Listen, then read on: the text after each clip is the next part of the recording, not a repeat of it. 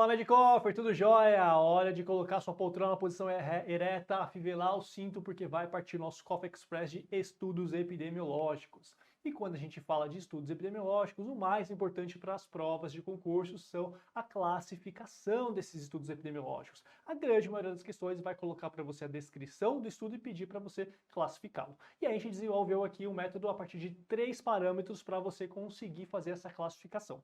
Quais são eles? Primeiro, qual que é a sua unidade de análise do estudo. Esse estudo está avaliando as características individuais da pessoa, ou seja, seu peso, sua pressão arterial, glicemia, ou está avaliando características do grupo de indivíduos, né, do agregado de indivíduos como os indicadores de saúde. Esse estudo ele é agregado ou individuado. Depois, você vai avaliar o segundo parâmetro, que é a posição do investigador. O seu pesquisador, ele tem uma postura de apenas observar e descrever as características, as variáveis da unidade de análise, ou ele tem uma atitude mais de intervenção, de administrar um experimento como uma nova droga, vacina, cirurgia, procedimento. Ou seja, esse estudo ele é observacional ou experimental. E por fim, nós temos o terceiro parâmetro, que é a temporalidade do estudo, que está diretamente relacionada com quantas vezes o investigador, o pesquisador, vai lá e descreve as características da unidade de análise. Se ele faz isso uma única vez, esse estudo vai ser chamado de transversal, ou seja, ele foi lá, avaliou as características e descreveu, ou seja, quase como se fosse uma fotografia. Agora, se ele vai lá e faz isso mais de uma vez, e aí você tem essa descrição antes e depois, você vai chamar esse estudo de longitudinal, porque você tem um antes e um depois, tá beleza? Isso não tem a ver com a duração do estudo. Um estudo transversal pode demorar muito tempo, porque você tem muitos indivíduos, vai demorar muito tempo para avaliar a característica de cada um deles, tá? Da mesma forma que um longitudinal pode ser rápido, você tem um grupo pequeno, mas você faz uma aferição da variável como o peso e daqui 3 meses você pesa de novo todo mundo, e isso foi um estudo longitudinal.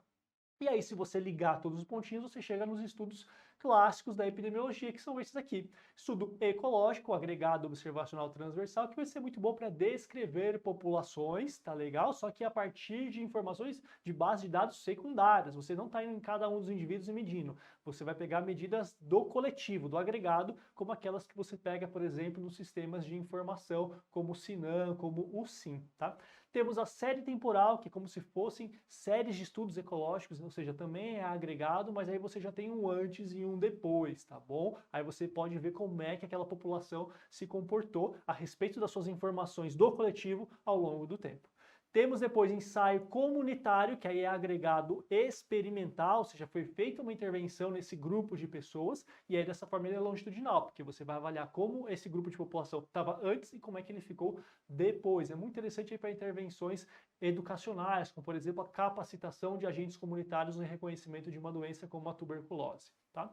E aí a gente vai para os estudos individuados, né? Começando pelo inquérito, também chamado de transversal ou seccional, que nada mais é do que você ir lá em cada um dos indivíduos, porque ele é individuado, e aferir as características de cada um deles uma única vez, porque ele é transversal e não tem experimento nenhum aqui. Tá? Muito legal para você avaliar prevalência. Depois nós temos os estudos de coorte e caso-controle, com a mesma classificação individual, observacional e longitudinal, que são os estudos que a gente utiliza para avaliar fatores de risco, história natural da doença, sendo o melhor deles a coorte, tá? Que você vai pegar um grupo de indivíduos exposto a determinado fator de risco, como as suas características de base, idade, peso, altura, local de nascimento, ou então a presença de uma outra comorbidade, e avaliar ao longo do tempo para ver se surgem alguns desfechos de interesse, como doenças, como óbito. E o caso controle, que você vai fazer o caminho contrário, vai pegar as pessoas que já apresentam o desfecho, tá? Fazer o grupo de casos, pegar um grupo de pessoas que não têm desfecho e olhar retrospectivamente para o passado qual grupo teve mais ou menos exposição aos fatores de risco.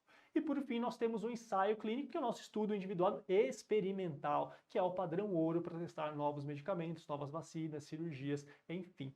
Então, estão aí todos os nossos estudos clássicos da epidemiologia e a sua classificação. Bons estudos, galera. Bora fazer questão.